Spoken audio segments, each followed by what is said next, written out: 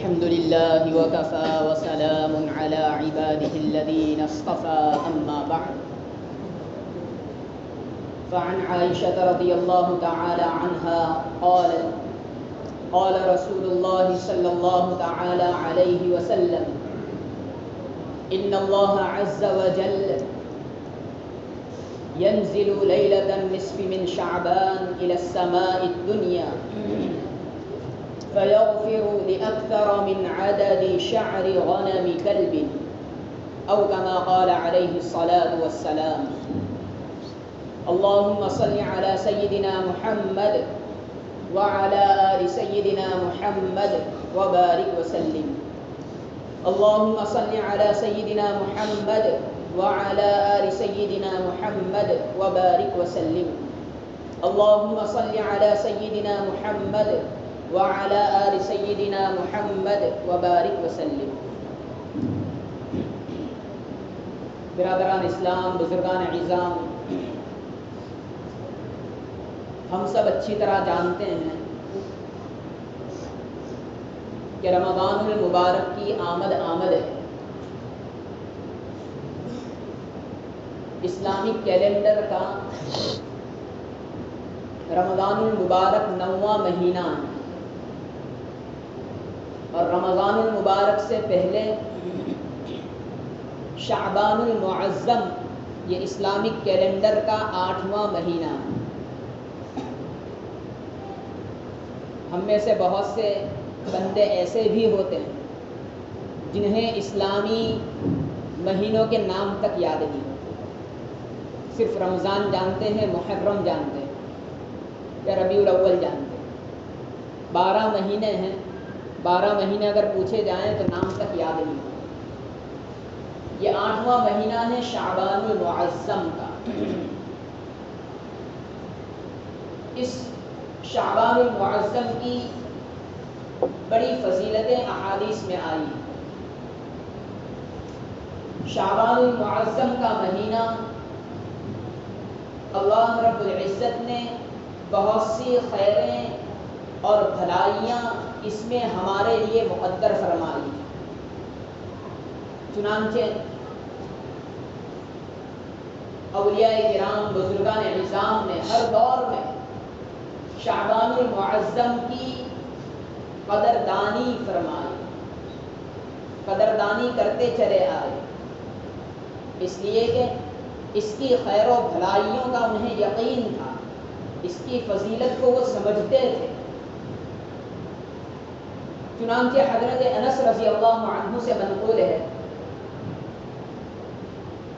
کہ جب شعبان کا چاند نظر آتا تو صحابہ کرام رضی اللہ عنہم قرآن کریم کی تلاوت میں مشغول ہو جایا کرتے تھے.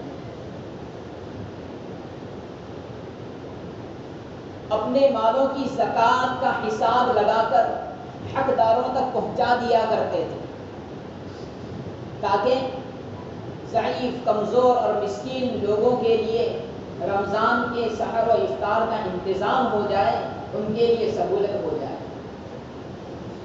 تاجر حضرات اپنے مال سامان کا حساب کتاب فرما لیا کرتے، کسی کا لین دین کچھ ہوتا باقی وہ سب ادا کرنے کی کوشش فرماتے اسی مہینے سے، شعبان کے مبارک مہینے سے.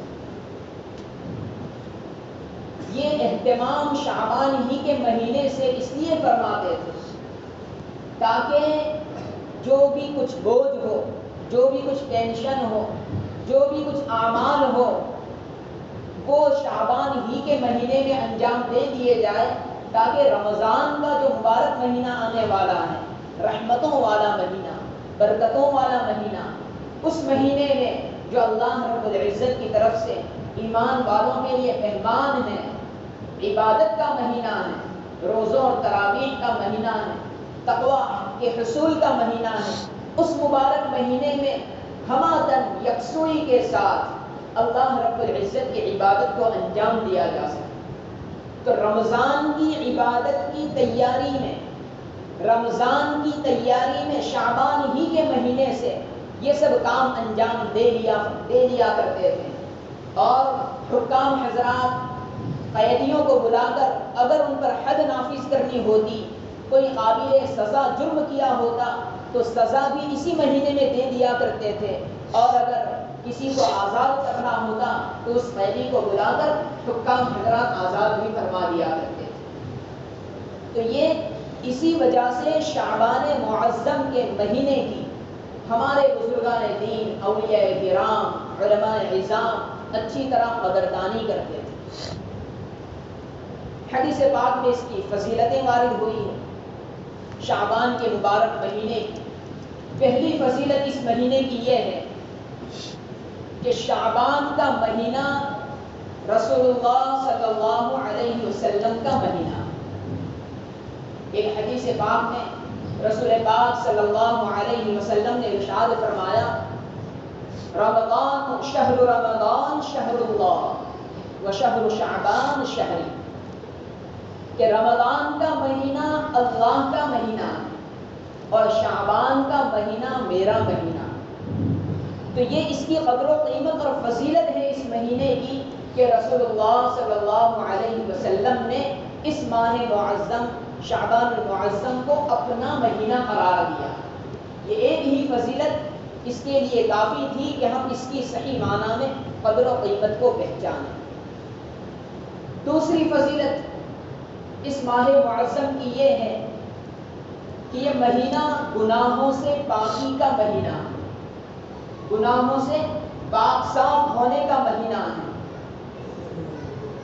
رسول اللہ صلی اللہ علیہ وسلم نے ارشاد فرمایا، شہر شعبان شہری و شعبان المطہر و رمضان المکفر، کہ شعبان کا رمضان کا مہینہ اللہ کا مہینہ ہے، شعبان کا مہینہ میرا مہینہ ہے، شعبان مطہر ہے، گناہوں سے پاک کرنے والا ہے، و رمضان المکفر، اور رمضان کا مہینہ گناہوں کو مٹا دینے والا ہے۔ یہ دوسری فضیلت ہے اس مہینے کی کہ یہ مہینہ شعبان کا ہمارے گناہوں سے پاکی کا مہینہ ہے۔ تیسری فضیلت اس مبارک مہینے کی یہ ہے کہ یہ مہینہ اللہ رب العزت کی طرف سے برکتوں کے نزول کا مہینہ ہے، برکتوں والا مہینہ ہے۔ اس کی فضیلت کے لیے وہ ایک دعا ہی کافی ہے کہ رسول اللہ صلی اللہ علیہ وسلم جب رجب المرجب کا چاند دیکھتے تو وہیں سے اس دعا کا اہتمام فرمایا کرتے تھے، اللہم بارک لنا فی رجب و شعبان وبلغنا رمضان، اے اللہ ہمیں رجب کے مہینے میں اور شعبان کے مہینے میں برکتیں عطا فرما اور خیر و عافیت کے ساتھ ہمیں رمضان تک پہنچا دیجیے۔ تو رجب ہی کے مہینے سے رمضان تک رسول اللہ صلی اللہ علیہ وسلم یہ دعا مانگا کرتے تھے، اللہم بارک لنا فی رجب و شعبان وبلغنا رمضان۔ اسی لیے علماء دین فرماتے ہیں کہ جب رجب کا چاند دیکھے تب سے رمضان تک اس دعا کا کہنا یہ ہمارے لیے مستحب ہے، یعنی بار بار اپنی جب دعائیں مانگے یا چلتے پھرتے اس دعا کا ہم اہتمام کریں۔ اور خاص شعبان کا مہینہ چل رہا ہے رمضان سے پہلے، تو یہ شعبان کے مہینے میں اللہ کی برکتوں کو سمیٹنے کے لیے اس دعا کا ہم اہتمام فرمائیں۔ کون سی دعا یاد رہے گی؟ اللہم بارک لنا فی رجب و شعبان وبلغنا رمضان۔ چوتھی فضیلت اس مبارک مہینے کی یہ ہے کہ شعبان کا مہینہ روزے داروں کے لیے خیر کثیر کے حصول کا مہینہ ہے، بڑی خیر حاصل کرنے کا مہینہ ہے۔ چنانچہ حضرت انس رضی اللہ عنہ سے منقول ہے، انما سمی شعبان لأنه يتشعب فيه خير كثير للصائم فيه حتى يدخل الجنة، کہ شعبان کے مہینے کو اسی وجہ سے شعبان کہا جاتا ہے۔ شعبان کے معنی ہوتے ہیں شاخ، درختوں کی ٹہنیاں، شاخ، جیسے درخت سے شاخیں پھیلتی پھولتی ہیں، ٹوٹتی ہیں، بکھرتی ہیں دائیں بائیں آزو بازو، تو شعبان کو شعبان اسی وجہ سے کہا جاتا ہے کہ اس مبارک مہینے میں روزے رکھنے والوں کے لیے خیر کثیر، بہت سی بھلائی، بہت سی خیر پھوٹتی ہے، نکلتی ہے جیسے شاخیں، یہاں تک کہ حتی یدخل الجنہ، یہاں تک کہ وہ بندہ روزے رکھتے رکھتے جنت میں داخل ہو جاتا ہے۔ اسی وجہ سے شعبان کا مہینہ یہ روزوں کا مہینہ ہے، روزوں کا خوب اہتمام کرنا چاہیے۔ رسول اللہ صلی اللہ علیہ وسلم بہت اہتمام سے اس مبارک مہینے میں روزے رکھا کرتے تھے۔ رسول اللہ صلی اللہ علیہ وسلم کی ایک حدیث میں ہے، حضرت عائشہ رضی اللہ عنہا فرماتی ہیں کہ بہت زیادہ رسول اللہ صلی اللہ علیہ وسلم شعبان کے مہینے میں روزے رکھا کرتے تھے، اتنے زیادہ کسی اور مہینے میں نہیں رکھتے تھے۔ یعنی رمضان کے تو پورے مہینے کے روزے رکھتے تھے، وہ تو فرض ہیں، اس کے علاوہ بقیہ 11 مہینوں میں سب سے زیادہ روزے رسول اللہ صلی اللہ علیہ وسلم شعبان کے مہینے میں رکھا کرتے تھے۔ ایک اور روایت میں ہے، فرماتی ہیں کہ سوائے چند ایام کے، سوائے چند دنوں کے، پورے مہینے کے شعبان میں رسول اللہ صلی اللہ علیہ وسلم روزے رکھا کرتے تھے۔ اس مبارک مہینے کی 5ویں فضیلت یہ ہے کہ اس مبارک مہینے میں ہمارے اعمال اللہ رب العزت کی طرف اٹھائے جاتے ہیں، اعمال کی پیشی اس مہینے میں ہوتی ہے۔ فرمایا رسول اللہ صلی اللہ علیہ وسلم نے، شعبان بین رجب و رمضان یغفر الناس عنہ یرفع فیہ اعمال العباد، کہ رجب اور رمضان کے درمیان جو شعبان کا مہینہ ہے، اس مہینے سے اکثر لوگ غافل رہتے ہیں، غفلت میں رہتے ہیں، حالانکہ اس میں بندوں کے اعمال کو اٹھایا جاتا ہے۔ رسول اللہ صلی اللہ علیہ وسلم کو جب پوچھا گیا، سوال کیا گیا کہ شعبان کے مہینے میں آپ کثرت سے روزے کیوں رکھا کرتے ہیں، تو رسول اللہ صلی اللہ علیہ وسلم نے ارشاد فرمایا کہ یہ جو مہینہ ہے رجب اور رمضان کے درمیان، یہ مہینہ ہے کہ جس میں بندوں کے اعمال اٹھائے جاتے ہیں، تو میں یہ پسند کرتا ہوں کہ میرے اعمال اللہ تک اس حال میں پہنچے کہ میں روزے دار ہوں۔ گویا ہمارے اعمال کا اختتام، ہمارے پورے سال کا جو بنڈل تیار ہو کر، اعمال کا رجسٹر تیار ہو کر دربار الہی میں پہنچایا جاتا ہے۔ اللہ کو تو سب معلوم ہے، لیکن ہمارے سارے اعمال لکھے بھی جاتے ہیں، لکھ کر پورا اعمال نامہ فرشتوں کے ذریعے لکھ کر پورے سال کا حساب کتاب اور اعمال نامہ، اعمال ہمارے اٹھائے جاتے ہیں، پہنچا دیے جاتے ہیں۔ تو رسول اللہ صلی اللہ علیہ وسلم فرماتے ہیں کہ میں یہ پسند کرتا ہوں کہ جب میرے اعمال کی پیشی ہو تو میں روزے سے ہوں۔ اس لیے شعبان کے مہینے میں روزوں کا بھی اہتمام کرنا چاہیے۔ ہم یہ سمجھتے ہیں کہ 15ویں شعبان کا روزہ رکھ لینا کافی، بس یہی ایک روزہ ہے، نہیں، رمضان میں پورے مہینے کے روزے فرض ہیں، شعبان میں اکثر دنوں کے روزے رکھنا یہ مستحب ہے، پسندیدہ ہے، نفل روزے ہیں، واجب اور ضروری نہیں ہے، لیکن اگر کوئی بندہ رکھ سکتا ہو تو اسے رکھنا چاہیے، اللہ رب العزت سے اس کی توفیق مانگنی چاہیے۔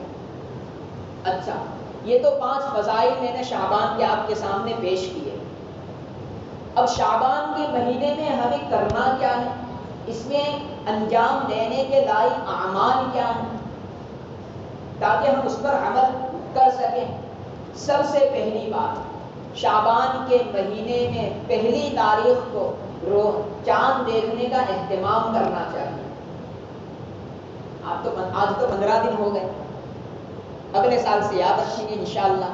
شعبان کے پہلے چاند کو دیکھنے کا خوب اہتمام کرنا چاہیے۔ رسول اللہ صلی اللہ علیہ وسلم کی بات نقل کرتی ہیں حضرت عائشہ رضی اللہ عنہا کہ یتحفظ من ہلال شعبان ما لا یتحفظ فی غیرہ، رسول اللہ صلی اللہ علیہ وسلم شعبان کے چاند دیکھنے کا اتنا زیادہ اہتمام کرتے تھے کہ اتنا اہتمام کسی اور مہینے کا نہیں فرماتے تھے۔ کیوں؟ اس لیے کہ اسلامی تاریخ یعنی چاند کی جو تاریخ ہے، اسی سے بہت سارے ہمارے احکام اسلامی متعلق ہیں، دار و مدار چاند کی تاریخ پر ہے۔ صحیح دنوں کے اندر حج کی ادائیگی چاند ہی کے حساب سے ہوتی ہے، زکوٰۃ پر سال گزرنے کے بعد زکوٰۃ واجب ہوتی ہے، تو ایک سال کے گزرنے کی جو مقدار ہے ٹائم ہے اس میں اعتبار چاند ہی کی تاریخ کا ہے۔ اسی طرح رمضان کے روزوں کی شروعات کب سے کرنی ہے؟ تو رمضان کا چاند دیکھ کر ہی کرنی ہے۔ عید منانا ہے رمضان عید، تو چاند دیکھ کر ہی عید منائی جاتی ہے۔ عید الاضحیٰ بقر عید منانا ہے تو چاند دیکھ کر 10ویں تاریخ کو ہی عید منائی جاتی ہے۔ تو اسلام کے بہت سے احکام کا تعلق قمری کیلنڈر، اسلامک کیلنڈر پر ہے۔ اس لیے فرمایا، علماء کرام فرماتے ہیں کہ اسلامی تاریخ کا، اسلامی مہینوں کی حفاظت کا اور ان کی تاریخ کو یاد رکھنے کا اہتمام کرنا یہ فرض کفایہ ہے۔ یعنی ایسا ہم میں سے ایسا نہ ہو کہ کسی کو بھی اسلامی تاریخ یاد نہ ہو، ورنہ سب گنہگار۔ فرض کفایہ کسے کہتے ہیں؟ جیسے نماز جنازے کی نماز یہ فرض کفایہ ہے۔ اگر مردے اور میت پر بستی میں اور شہر میں ایک بھی نماز ادا کرنے والا نہیں رہا تو سارے بستی والے گنہگار، اور اگر چند لوگوں نے نماز جنازہ ادا کر لی باقیوں نے نہیں کی تو سب کے ذمے سے گناہ ہٹ گیا۔ اس کو کہتے ہیں فرض کفایہ۔ 5 نمازیں یہ تو فرض عین ہے، ہر ایک بندے پر لازم ہے۔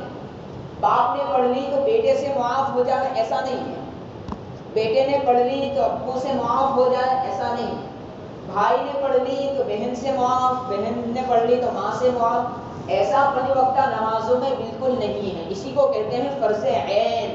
ہر عاقل بالغ مرد و عورت پر 5 ٹائم کی نمازیں پڑھنا فرض عین ہے۔ نماز جنازہ فرض کفایہ، چند لوگوں نے پڑھ لی دوسروں سے ساقط گناہ۔ تو اسلامی تاریخ کو یاد رکھنا، اسلامی مہینوں کی حفاظت کرنا یہ ہم مسلمانوں کے لیے فرض کفایہ ہے۔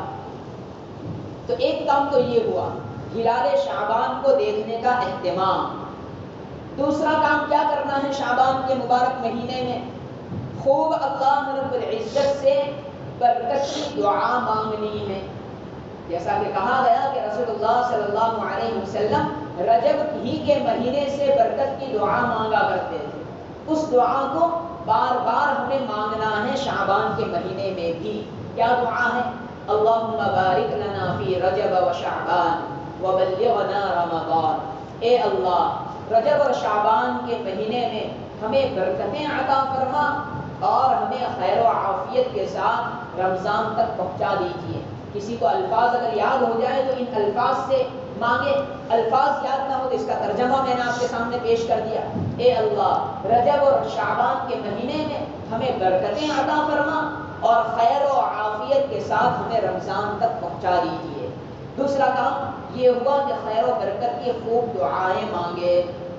تیسرا کام اس مبارک مہینے میں نفلی روزے رکھنے کا اہتمام کریں۔ جس بندے کی جتنی طاقت ہو زیادہ سے زیادہ اس مہینے میں بھی نفلی روزے رکھنے کا اہتمام کریں۔ ابھی بیان کیا گیا حضرت عائشہ رضی اللہ عنہا کی روایت کہ رسول اللہ صلی اللہ علیہ وسلم جتنے روزے اس مہینے میں رکھتے تھے اس سے زیادہ کسی اور مہینے میں روزے نہیں رکھتے تھے، سوائے 2-3 روزے چھوڑنے کے پورے مہینے کے، پورے شعبان کے روزے رسول اللہ صلی اللہ علیہ وسلم رکھا کرتے تھے۔ تو یہ تیسرا کام یہ ہوا ہمارے لیے کرنے کا عمل یہ ہوا کہ روزوں کی ہم کثرت کریں۔ چوتھا کام یہ ہے کہ ہم اسی مبارک مہینے میں رمضان کی تیاری کریں۔ اب رمضان کی تیاری کیسے کرنی ہے؟ ہر چیز کی تیاری اس کے ہونے سے پہلے کی جاتی ہے۔ مہمان آنے والا ہو، مہمان کی آمد ہو تو مہمان کے آنے سے پہلے ہم تیاری کرتے ہیں، مہمان کے آنے کے بعد تیاری نہیں کرتے، اس لیے کہ کسی بھی چیز کی تیاری اس کے آنے سے پہلے ہوا کرتی ہے۔ تو ہمارے سامنے رمضان المبارک کا رحمتوں والا، برکتوں والا، عبادت کا مہینہ آ رہا ہے۔ اس مہینے کی تیاری کے لیے ہم ابھی سے تیاری کرنا شروع کر دیں۔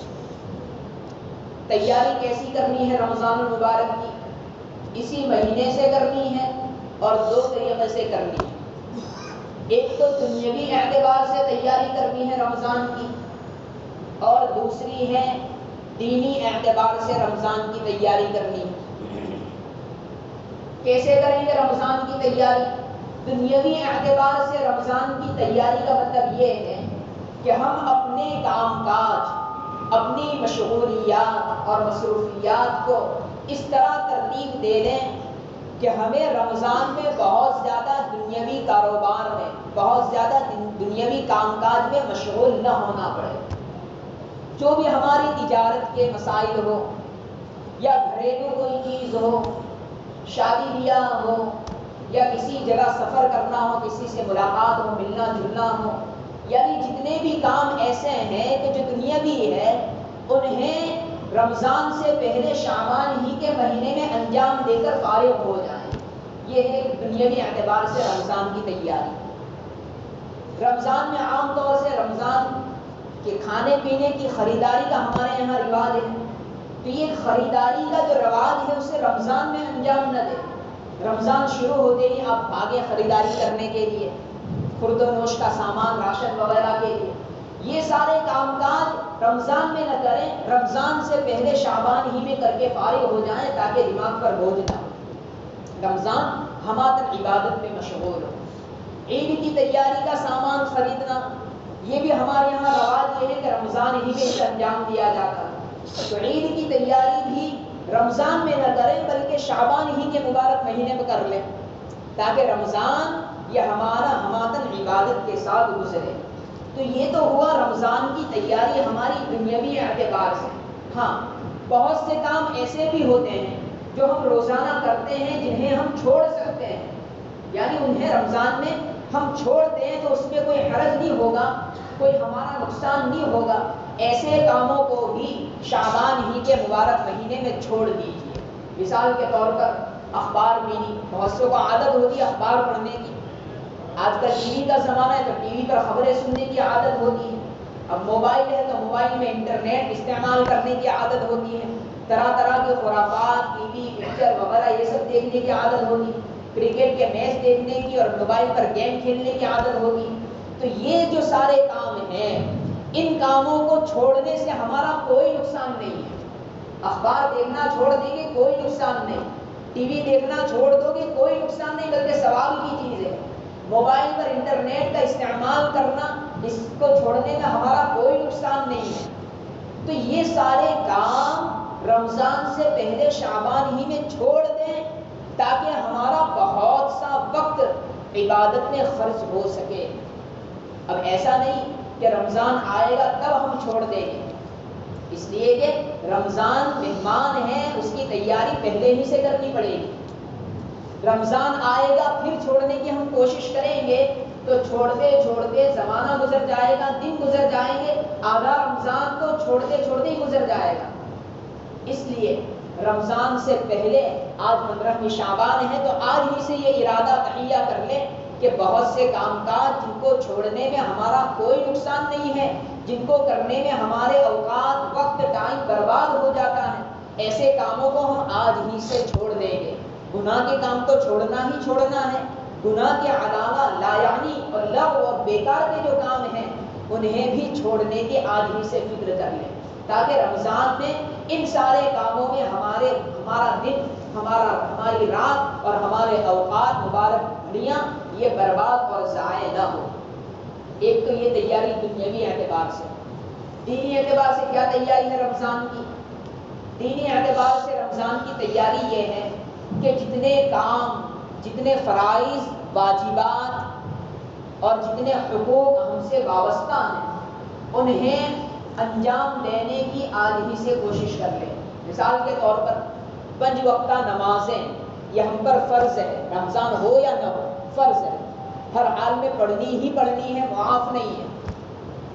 تو اگر نمازوں کی ہماری پابندی نہیں ہے تو رمضان کے مبارک مہینے میں کہیں ایسا نہ ہو کہ ہماری نمازیں قضا ہو جائیں، جاتی رہیں، چھوٹ جائیں۔ اس لیے شعبان ہی کے مہینے سے اس کی فکر کیجئے کہ 5 وقتہ نمازیں پابندی کے ساتھ، جماعت کے ساتھ مسجد میں آ کر ادا کرنے کی ہم کوشش کریں اور اس کی ہم پریکٹس اور مشق ابھی سے شروع کر دیں تاکہ رمضان میں 5 ٹائم کی نمازیں پڑھنا ہمارے لیے آسان ہو۔ جس چیز کی پریکٹس ہوتی ہے اس کو کرنا آسان ہو جاتا ہے، اس لیے ابھی سے اس کا اہتمام شروع کر دیجیے۔ اس کے ساتھ ساتھ 5 نمازیں فرض ہیں، اس کے علاوہ 4 نفلی نمازیں ہیں، تہجد کی نماز ہے سحری کے وقت جو پڑھی جاتی ہے، چاشت کی نماز ہے سورج نکلنے کے بعد جو پڑھی جاتی ہے، اوابین کی نماز ہے مغرب کے بعد جو پڑھی جاتی ہے، اشراق کی نماز ہے جو سورج نکلنے کے فوراً بعد پڑھی جاتی ہیں۔ تو یہ جو نفلی نمازیں ہیں، تہجد ہے، اشراق ہے، چاشت ہے، اوابین ہے، اس کا بھی اہتمام اگر نہیں ہے تو ابھی سے شروع کر دیجیے تاکہ رمضان میں ہماری یہ عبادتیں بڑھ جائیں۔ صرف 5 نمازیں پڑھ کر مطمئن نہ ہو جائیں، بلکہ عبادت کا مہینہ ہے تو اور زیادہ عبادت ہم سے ہو جائے۔ عبادت، نفل عبادت کا ثواب رمضان میں کتنا ہوتا ہے؟ فرض کے برابر ہو جاتا ہے، اور فرض کا ثواب 70 گنا بڑھا دیا جاتا ہے۔ رمضان میں اعمال کا اجر و ثواب بڑھا دیا جاتا ہے، اس لیے رمضان میں بھی خوب عبادت کرنی ہے، اور رمضان میں ہم سے عبادت اچھی طرح ہو اس کے لیے ابھی سے پریکٹس اور مشق شروع کر دینی ہے شعبان ہی کے مبارک مہینے سے۔ تو یہ ہوئی دنیاوی اعتبار سے رمضان کی تیاری اور دینی اعتبار سے رمضان المبارک کی تیاری۔ اس کے علاوہ آج 15ویں شعبان کی رات ہے۔ 5واں عمل یہ ہے کہ شعبان کے مہینے میں شب برات کی عبادت کا بھی اہتمام کرنا ہے۔ شب برات، شب کا معنی رات، برات کے معنی چھٹکارا۔ چونکہ یہ رات جو ہے آج کی رات، آج 15ویں شعبان کی رات، رات اسلام میں پہلے آتی ہے، دن بعد میں آتا ہے۔ آج یہ 15ویں شعبان کی رات ہے، کل جو دن آئے گا وہ 15ویں شعبان کا دن ہے۔ شب برات، اس کے کئی نام ہیں۔ ایک تو ہے لیلۃ المبارکہ، برکت والی رات، اسے کہا جاتا ہے لیلۃ السبت، یعنی پروانہ دیے جانے کی رات۔ اس رات کو کہا جاتا ہے اللیلۃ البراءہ، لیلۃ البراءہ، چھٹکارے کی رات، جہنم سے چھٹکارے کی رات۔ یہ اس مبارک رات کے کئی نام ہیں، اس کی بھی بڑی فضیلتیں آئی ہیں۔ دیکھو، سب سے پہلی بات تو یہ سمجھ لیں کہ ہم اس کو کہتے ہیں بڑی رات، بڑی رات، بڑی رات۔ بچے میں یہی مشہور ہے، بچوں میں، بڑوں میں بھی یہی مشہور ہے، بڑی رات نہ کہا کریں۔ بڑی رات کا مطلب یہ ہے کہ ہوتا ہے لوگ یہ سمجھتے ہیں کہ بس جاگنے کی رات ہے، بڑی رات ہے، بس نماز پڑھ لو مغرب اور عشاء اور فجر، بس کافی نہیں۔ یہ شب برات یہ جہنم سے چھٹکارے کی رات ہے۔ شب برات گناہوں سے معافی کی رات ہے۔ شب برات رحمتوں کے حصول کی رات ہے، جہنم سے چھٹکارے کے پروانے کی رات ہے، مغفرت کی رات ہے، عبادت کی رات ہے۔ شب برات کو ہم کہا کریں کہ عبادت کی رات۔ کیا کہا کریں گے انشاءاللہ آئندہ سے کہ شب برات عبادت کی رات۔ جب اس کا نام ہم اس طرح پکاریں گے کہ عبادت کی رات، تو ہمارا دل کا میلان بھی اس طرف ہوگا کہ ہاں عبادت کی رات ہے۔ بچوں میں ایک اچھا میسج جائے گا، بچے بھی سمجھیں کہ ہاں عبادت کی رات ہے، تو اس طرح ہمارے لیے عبادت میں مشغول ہونا آسان ہو جائے گا۔ اس لیے شب برات کو ہم کہا کریں کہ شب برات کہیں یا کہیں عبادت کی رات آ رہی ہے، عبادت کی رات ہے۔ بہرحال شب برات یعنی آج کی رات، 15ویں شعبان کی رات کی ایک فضیلت یہ ہے کہ اللہ رب العزت بکثرت لوگوں کو گناہوں سے معاف فرماتے ہیں، لوگوں کے گناہوں کو بکثرت معاف فرماتے ہیں۔ روایت میں ہے جناب رسول اللہ صلی اللہ علیہ وسلم نے ارشاد فرمایا ان اللہ عز وجل ينزل ليلة النصف من شعبان إلى السماء الدنيا فيغفر لأكثر من عدد شعر غنم كلب۔ اللہ رب العزت 15ویں شعبان کی رات اپنی شان کے مطابق آسمان دنیا پر نزول فرماتے ہیں اور قبیلہ بنو کلب کی بکریوں کے بالوں سے بھی زیادہ لوگوں کے معافی فرماتے ہیں، گناہوں سے معافی فرماتے ہیں۔ قبیلہ بنو کلب، عرب میں ایک قبیلہ تھا جس کا نام تھا بنو کلب، بنو کلب چھوٹے کاف سے۔ بنو کلب یہ بکریاں بہت زیادہ رکھا کرتا تھا، زیادہ بکریاں رکھنے میں یہ قبیلہ مشہور تھا، بہت زیادہ بکریاں رکھا کرتا تھا۔ تو رسول اللہ صلی اللہ علیہ وسلم نے مخاطبین کو، سامنے والوں کو، ہم لوگوں کو سمجھانے کے لیے کہ اللہ رب العزت اس مبارک رات میں کتنا معاف فرماتے ہیں، مغفرت لٹاتے ہیں، بخشش لٹاتے ہیں، اس کو سمجھانے کے لیے ارشاد فرمایا کہ جتنی بکریاں بنو کلب قبیلے میں ہیں، ان بکریوں کے جتنے بال ہیں، ان بالوں سے بھی زیادہ لوگوں کی اللہ رب العزت اس مبارک رات میں مغفرت فرماتے ہیں۔ کتنی بڑی فضیلت والی بات ہے، کتنی بڑی فضیلت ہے اس مبارک رات کی۔ تو پہلی فضیلت یہ ہے کہ اللہ رب العزت بکثرت لوگوں کو معاف فرماتے ہیں۔ دوسری فضیلت اس مبارک رات کی یہ ہے کہ یہ دعاؤں کی قبولیت والی رات ہے۔ اللہ رب العزت اپنے ہر بندے کی دعاؤں کو قبول فرماتے ہیں، محروم کسی کو نہیں فرماتے۔ گویا ہم اور آپ جو بھی دعائیں مانگیں گے اس رات میں، اللہ رب العزت اسے قبول فرمائیں گے، ہماری دعاؤں کو قبول فرمائیں گے۔ حضرت علی رضی اللہ عنہ سے منقول ہے، فرمایا اذا كانت ليلة النصف شعبان فقوموا ليلها وصوموا نهارها فإن الله ينزل فيها لغروب الشمس إلى السماء الدنيا فيقول ألا من مستغفر لي فأغفر له، ألا مسترزق فأرزقه، ألا مبتلا فأعافيه، ألا كذا ألا كذا۔ صرف اللہ رب العزت دعاؤں کو قبول نہیں فرماتے، بلکہ اس مبارک رات میں اللہ رب العزت خود اپنی شان کے مطابق آسمان دنیا پر نزول فرما کر اعلان فرماتے ہیں، پکارتے ہیں، ہے کوئی مغفرت طلب کرنے والا کہ جس کی میں مغفرت کروں؟ ہے کوئی رزق کا طلبگار، روزی مانگنے والا میں اس کو روزیاں عطا کروں؟ ہے کوئی پریشانی اور تکالیف میں مبتلا کہ میں اس کو عافیت عطا کروں؟ ہے کوئی فلاں، ہے کوئی فلاں۔ اس طرح اللہ رب العزت خود ہم بندوں کو پکارتے ہیں، اپنی طرف بلاتے ہیں کہ مانگو مجھ سے، میں دینے کے لیے تیار ہوں۔ کتنی رحمت والی رات ہے۔ تو اللہ رب العزت نے یہ دعا کی قبولیت والی رات بنائی ہے، اس میں ہمیں اللہ پاک سے خوب دعائیں مانگنی۔ تیسری فضیلت یہ ہے اس مبارک رات کی کہ یہ مبارک رات جہنم سے چھٹکارے کی رات ہے۔ اللہ رب العزت بنو قلب کے قبیلے کی بکریوں کے بالوں سے بھی زیادہ لوگوں کی جہنم سے چھٹکارا دیتے ہیں، جہنم سے آزاد۔ یہ کوئی ہلکی پھلکی نعمت ہے، بہت بڑی نعمت ہیں جو اس مبارک رات کے ساتھ وابستہ ہے۔ اللہ رب العزت ہم سب کو بھی ان بندوں میں شامل فرما دے جن کے لیے آج کی رات جہنم سے چھٹکارے کا فیصلہ ہو جائے گا۔ چوتھی فضیلت اس مبارک رات کی یہ ہے کہ اس مبارک رات کے اندر سال بھر کے فیصلے کر دیے جاتے ہیں۔ بنو آدم میں سے، انسانوں میں سے کس نے پیدا ہونا ہے، کس نے مرنا ہے، کس کو کتنا رزق ملنا ہے، کہاں سے ملنا ہے، یہ ساری باتیں سال بھر کے لیے آج ہی فیصلہ ان سب کا ہو جاتا ہے۔ تو آج کی رات ہمارے اگلے سال کے لیے فیصلے لکھے جانے کی رات ہے۔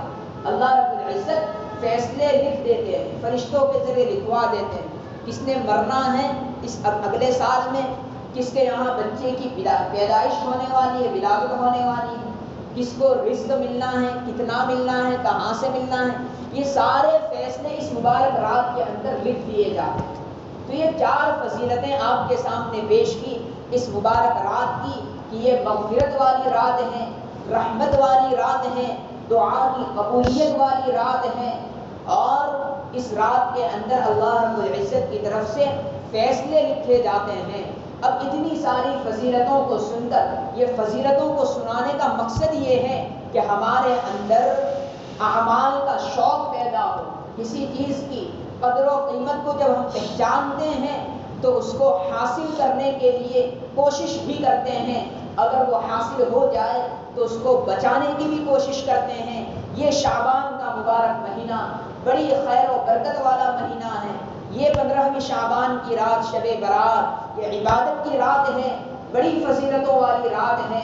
اللہ رب العزت سے اس مبارک رات کے اندر خوب دعائیں مانگیں، خوب عبادت کریں، اور جتنے بھی گناہ کے کام ہیں اس مبارک مہینے میں بھی اور اس مبارک رات میں بھی اپنے آپ کو ان تمام گناہوں سے بچانے کی فکر کریں. اور جتنے اعمال خیر، جتنے اچھے اچھے اعمال آج تک ہم نے انجام نہیں دیے، آج کی اس مبارک رات سے ہم تحیہ کر لیں، پکا عزم کر لیں کہ انشاءاللہ یہ تمام اعمال جو مجھ سے اب تک چھوٹ رہے تھے، اب سے انشاءاللہ ان پر میں یقینی طور پر کاربند ہونے کی اور ان اعمال کو انجام دینے کی کوشش کروں گا. دیکھو اس مبارک رات کے اندر اللہ رب العزت کی طرف سے معافی کا عام پروانہ ہوتا ہے، مغفرت کا عام اعلان ہوتا ہے. بنو کلب کی بکریوں کے بالوں سے زیادہ لوگوں کی مغفرت ہوتی ہے، لیکن اللہ رب العزت کی اس بے حد و انتہا مہربانی اور مغفرت کے دریا بہانے کے بعد بھی چند لوگ ایسے ہوتے ہیں کہ جو اللہ کی مغفرت سے محروم رہتے ہیں. آج کی اس خیر و برکت والی رات میں، آج کی اس مغفرت، جہنم سے چھٹکارے اور رحمت اور دعا کی قبولیت والی رات میں بھی بعض بندے ایسے ہوتے ہیں کہ جو اللہ کی مغفرت سے محروم رہتے ہیں. جہنم سے چھٹکارے کا پروانہ ان کے حق میں صادر نہیں ہوتا. کون کون لوگ ہیں؟ سب سے پہلا وہ بندہ کہ جو اللہ کے ساتھ شرک کرتا ہے. اللہ کے ساتھ شرک کرنے والے بندے کی اس مبارک رات میں بھی مغفرت نہیں ہوتی، دعا قبول نہیں ہوتی. دوسرا وہ بندہ کہ جو اپنے والدین کا نافرمان ہے، والدین کے نافرمان بچوں کی بھی اس مبارک رات میں، مغفرت والی رات میں مغفرت نہیں ہوتی، مغفرت سے محروم رہتے ہیں. اس لیے ہم میں سے بھی اگر کوئی بچہ یا بچی ایسے ہیں، ہم سب اپنے والدین کے بچے یا بچی ہیں، تو ہم میں سے اگر کوئی اپنے والدین سے ناراض ہیں یا وہ ہمارے کسی عمل سے ناراض ہیں، تو آج کی رات اس بات کی ہے کہ ہم ان سے معافی تلافی کر لیں، سچے دلوں سے اپنے ماں باپ سے معافی مانگ لیں. اگر آپ نے کوئی تکلیف پہنچائی ہے یا آپ کے کسی عمل کی وجہ سے آپ کے والد، آپ کے باپ یا آپ کی ماں ناراض ہیں، تو آج کی رات میں ان سے جا کر معافی مانگ لیں. اگر وہ معاف کر دیں گے، معافی مانگیں گے آپ، تب اللہ رب العزت بھی آپ کے لیے بخشش کا اعلان فرمائیں گے. ورنہ آج کی رات بھی آپ سے آپ کے والدین ناراض رہیں تو آپ کی بھی اللہ رب العزت کی طرف سے مغفرت کا اعلان نہیں ہوگا. دوسرا محروم بندہ جو مغفرت والی، رحمت والی اس رات میں بھی اللہ کی مغفرت سے محروم کر دیا جاتا ہے، وہ بندہ ہے کہ جس کے والدین کو اس نے تکلیف پہنچائی ہو، جس کے والدین اس سے ناراض ہو. تیسرا وہ بندہ کہ جو کسی دوسرے مسلمان کے بارے میں اپنے دل میں کینہ رکھتا ہو، عداوت دشمنی رکھتا ہو. یعنی ایک مسلمان کہ دل کا تقاضا یہ ہے، اس کے جذبات کا تقاضا یہ ہے کہ دوسرے مسلمان کے ساتھ بھلائی کا معاملہ کرے، اسے راحت پہنچانے کے جذبات لیے ہوئے ہو. لیکن اگر کوئی مسلمان ایسا ہے کہ اپنے کسی دوسرے مسلمان سے عداوت رکھتا ہے، دل میں بغض اور کینہ رکھتا ہے، دشمنی رکھتا ہے، جب موقع ملے اسے تکلیف پہنچانے کے در پر ہے، تو ایسے مسلمان کی بھی اس مغفرت والی رات میں، اس رحمت والی رات میں محرومی بنتی ہے، وہ اس کی مغفرت نہیں ہوتی. تیسرا بندہ کون؟ کہ جو اپنے دل میں کسی دوسرے مسلمان کا کینہ کپٹ رکھتا ہے، عداوت دشمنی رکھتا ہے. اس لیے آج ہی کی رات میں ہم میں سے اگر کوئی بندہ ایسا ہے کہ دوسرے بندے سے ناراض ہے یا عداوت اور کینہ کپٹ دل میں ہے، تو جا کر اس سے معافی مانگ لے تاکہ آپ کی بھی اور اس اپنے بھائی کی بھی اس مغفرت والی رات میں مغفرت ہو جائے. تیسرا بندہ یہ ہوا. چوتھا بندہ کون ہے؟ جو اپنے رشتہ داروں سے قطع تعلق کرتا ہے. رشتہ داروں کے ساتھ شریعت نے اچھا سلوک کرنے کا حکم دیا ہے، والدین کے ساتھ، بھائیوں اور بہنوں کے ساتھ، بیویوں کے ساتھ، اولاد کے ساتھ، چچا، ماموں، خالو، پھوپھو وغیرہ یہ سارے جو رشتہ دار ہیں جو ان کے ساتھ بدسلوکی کرتا ہے، ان کے ساتھ اچھا برتاؤ نہیں کرتا، ایسا مسلمان ان کے ساتھ بولنا چلنا چھوڑ دیتا ہے، تعلق روابط چھوڑ دیتا ہے، خوشی غمی میں ان کے ساتھ شرکت نہیں کرتا، ایسا مسلمان اس کی بھی اللہ رب العزت اس مغفرت والی رات میں، اس رحمت والی رات میں مغفرت نہیں فرماتے، یہ بندہ بھی محروم رہتا ہے۔ کتنے بندے ہوئے؟ اللہ کے ساتھ شرک کرنے والے کی مغفرت نہیں، والدین کے نافرمان کی مغفرت نہیں، کسی مسلمان کے بارے میں دل میں کینہ کپٹ رکھنے والے کی مغفرت نہیں، اور اپنے رشتہ داروں کے ساتھ قطع تعلق، بولنا چلنا چھوڑ دے، بول چال چھوڑ دے، تعلقات نہ رکھیں، ایسے بندے کی بھی مغفرت نہیں ہوگی۔ اور کون بندہ ہے؟ پانچواں، قاتل، کسی مسلمان کو قتل کرنے والا، ایسے بندے کی بھی مغفرت نہیں ہوگی۔ چھٹا انسان وہ ہے کہ جو زانی ہو، بغیر ازدواجی تعلق کے کسی اور اجنبی عورت کے ساتھ بدفعلی کرنے والا انسان، زانی جس کو کہا جاتا ہے، زیناکار، ایسے بندے کی بھی اس مبارک رات میں، مغفرت اور رحمت والی رات میں اللہ رب العزت مغفرت نہیں فرماتے۔ اسی طرح ایک اور بندہ ہے شرابی، ایسا شرابی جسے شراب کی عادت لگی ہوئی ہے، جو اکثر سال کے ایام میں شراب نوشی کرتا ہے، نشے کی چیزیں پیتا ہے، کھاتا ہے، صرف شراب ہی نہیں بلکہ ہر وہ چیز جس کی وجہ سے آدمی کو نشہ سوار ہو جائے، افیون ہے، چرس ہے، یا آج کل بہت سی بوتلیں ایسی ملتی ہیں جو دوائی کے طور پر استعمال ہوتی ہیں، لیکن بندے نوجوان ہمارے وہ اسے نشے کے لیے استعمال کرتے ہیں۔ تو جو انسان شرابی ہو، نشے والی چیزوں کا عادی ہو، ایسے بندے کی بھی اس مغفرت والی رات میں، اس رحمت والی رات میں، جب اللہ رب العزت بے شمار بندوں کی مغفرت فرماتے ہیں، بے شمار بندوں کو جہنم سے چھٹکارے کا پروانہ دیتے ہیں، ایسے شرابی کی اس مبارک رات میں بھی مغفرت نہیں ہوتی۔ اس لیے یہ سارے کام میں اس وجہ سے آپ کے سامنے پیش کر رہا ہوں کہ اگر ہمارے اندر بھی ان بری عادتوں میں سے کوئی عادت ہو تو ہم اپنے آپ کو ان بری عادتوں سے بچا لیں، الگ ہو جائیں، عادتوں کو چھوڑ دیں، اور اللہ رب العزت سے اس مغفرت والی رات میں سچے دل سے ان برائیوں سے، ان گناہوں سے توبہ کر لیں، تاکہ ہمارا بھی شمار ان لوگوں میں ہو جائے جن کی اللہ رب العزت اس مبارک رات میں مغفرت فرماتے ہیں۔ تو شراب پینے والے کی بھی، جو شراب کا عادی ہو، اللہ رب العزت مغفرت نہیں فرماتے۔ اور ایک بندہ وہ ہے جو اپنے لباس کو ٹخنوں سے نیچے تک لٹکائے، پینٹ پہنے اور گھوٹیوں سے نیچے تک پہنتا ہو، ازار پہنے گھوٹیوں سے نیچے تک پہنتا ہو، لونگی پہنے یا جبہ قبہ پہنے گھوٹیوں سے نیچے تک پہنتا ہو، لٹکاتا ہو، ایسے بندے کی بھی اس مغفرت والی رات میں، رحمت والی رات میں مغفرت نہیں ہوتی۔ اب یہ گناہ ایسا ہے کہ ہم یہاں بیٹھے ہوئے لوگوں میں سے 80% لوگ اس گناہ کے شکار ہیں۔ 80%، یعنی 100 میں سے 20 ہی ایسے ہوں گے جو اپنے پائجامے کو، اپنے ازار اور لونگی کو ٹخنوں سے اوپر پہنتے ہوں گے۔ ٹخنوں سے نیچے اپنے لباس کو لٹکانے والے کی بھی اللہ رب العزت اس مغفرت والی رات میں، اس رحمت والی رات میں مغفرت نہیں فرماتے ہیں۔ دیکھو، اپنے لباس کو ٹخنوں سے نیچے لٹکانا یہ بہت بڑا گناہ ہے، بہت بڑا گناہ ہے، لیکن اس کے اندر ہمارے لیے کوئی لذت بھی نہیں ہے، کوئی ہمیں لطف اور مزہ بھی نہیں آتا، لیکن پھر بھی یہ بہت بڑا گناہ ہم ارتکاب کرتے ہیں، ہم سے ہو جاتا ہے۔ اس لیے ہمیں اس برے اور بڑے گناہ سے اپنے آپ کو فوراً الگ کرنا ہے۔ اس میں ہمیں کوئی مزہ بھی نہیں آتا، پھر ہم کیوں یہ گناہ کریں؟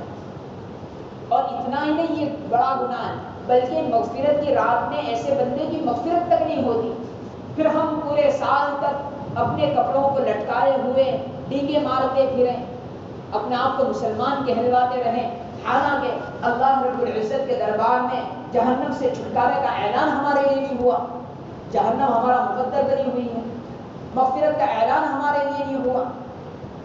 اس لیے ان سارے گناہوں کو اپنے سے بالکل یا الگ کر لیں، والدین کی نافرمانی نہ کریں، معافی مانگ لیں، کسی مسلمان کے بارے میں کینہ کپٹ ہو معافی مانگ لیں، رشتہ داروں کے ساتھ قطع تعلق ہو، بول چال چھوڑ دی ہو، ان سے جا کر معافی مانگ لیں، پائجامہ ازار وغیرہ کو ٹخنوں سے پینٹ کو نیچے لٹکاتے ہو فوراً توبہ کر لے اس سے، اور آئندہ ہمیشہ کے لیے اس کا عزم مصمم کر لیں، پکا ارادہ کر لیں تاکہ ہماری مغفرت ہو جائے۔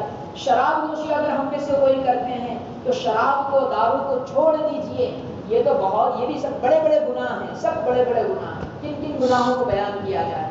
شراب پینے کی وجہ سے اللہ رب العزت ہماری کئی کئی دنوں کی عبادتوں کو بھی قبول نہیں فرمائے، اس لیے کہ حرام چیز ہے۔ رسول اللہ صلی اللہ علیہ وسلم نے ارشاد فرمایا کہ ایک طویل لمبا سفر کرنے والے انسان کا تذکرہ فرمایا کہ لمبا سفر کر رہا ہے، پراگندہ حال ہے، بکھرے ہوئے گرد و غبار والے بال ہیں اور سفر کی حالت میں ہیں، اور وہ اللہ رب العزت سے دعا کرتا ہے، یا ربی یا ربی، اے میرے پروردگار، اے میرے پروردگار، حالانکہ اس کا مطعمہ حرام ومشربہ حرام وملبسہ حرام وغذی بالحرام فأنا یستجیب للہ، کہ اس بندہ یا ربی کر کے دعائیں مانگ رہا ہے، لیکن دوسری طرف اس کا کھانا بھی حرام کا ہے، اس کا پینا بھی حرام کا ہے، اس کا لباس جو زیب تن ہے پہن رکھا ہے وہ بھی حرام کی کمائی کا ہے، جس غذا اور خوراک سے اس نے پرورش پائی ہے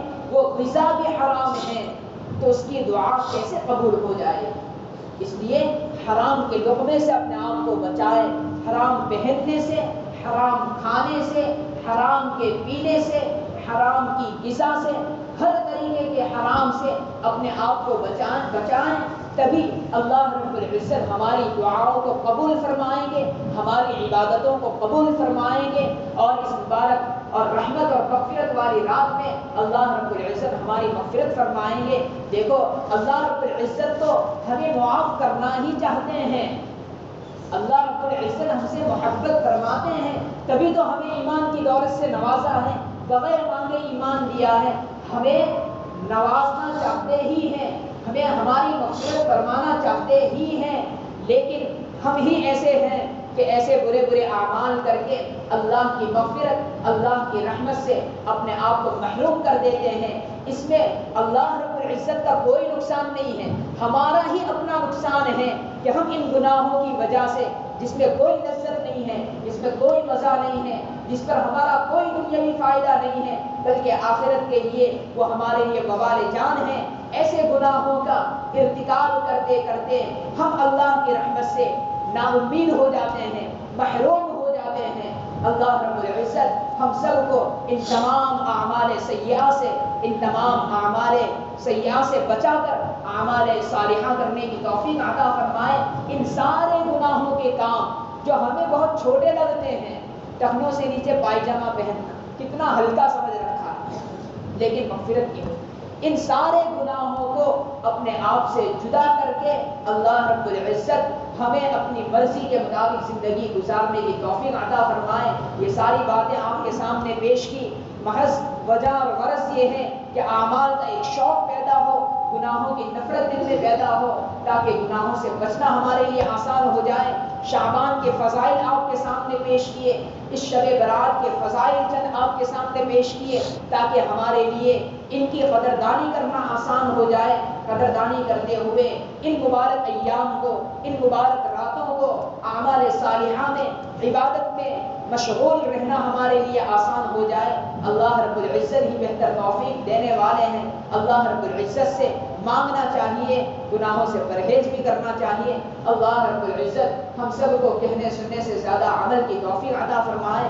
دیکھیں یہ عبادت کی رات ہے، اس میں عبادت دل کھول کر کرنی چاہیے، ہمارا متوجہ ہو کر کرنا چاہیے، اپنے اپنے گھروں میں جا کر تنہائی میں، یکسوئی میں کرنا چاہیے، بہت بڑا مزہ آئے گا۔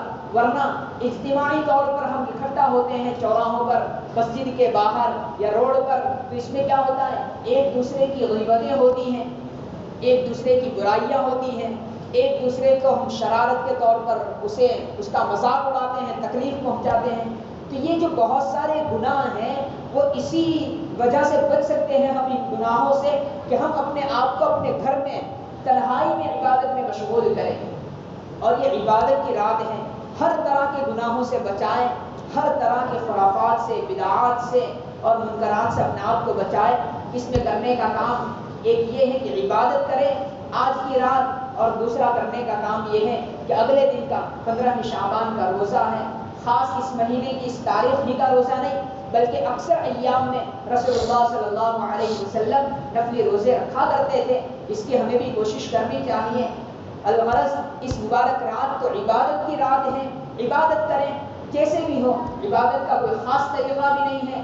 ہم اللہ رب العزت کے سامنے نماز 2 رکعت نفل نماز پڑھ کر عبادت کر سکتے ہیں. صلاۃ التسبیح پڑھنا آتی ہے تو صلاۃ التسبیح پڑھ کر عبادت کر سکتے ہیں، اور قرآن کریم کی تلاوت کر کے ہم عبادت کر سکتے ہیں.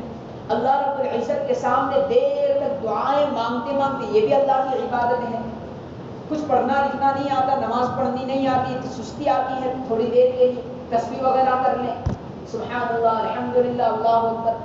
تو عبادت کا جو بھی طریقہ ہے سب طریقے سے ہم عبادت کر سکتے ہیں. یہ عبادت کی رات ہے، زیادہ تر عبادت کرتے ہوئے اس رات کو گزاریں. اللہ رب العزت مجھے بھی آپ تمام حضرات کو بھی کہنے سننے سے زیادہ عمل کی توفیق عطا فرمائیں اور اپنے مغفور مقبول اور محبوب بندوں میں شامل فرمائیں. اس مبارک رات میں ہم سب کے لیے بھی اپنے فضل سے جہنم سے چھٹکارے کا فیصلہ صادر فرما دے. مغفرت کے کاملہ، مغفرت تامہ کا فیصلہ فرمائیں. آمین. وآخر دعوانا الحمدللہ رب العالمین.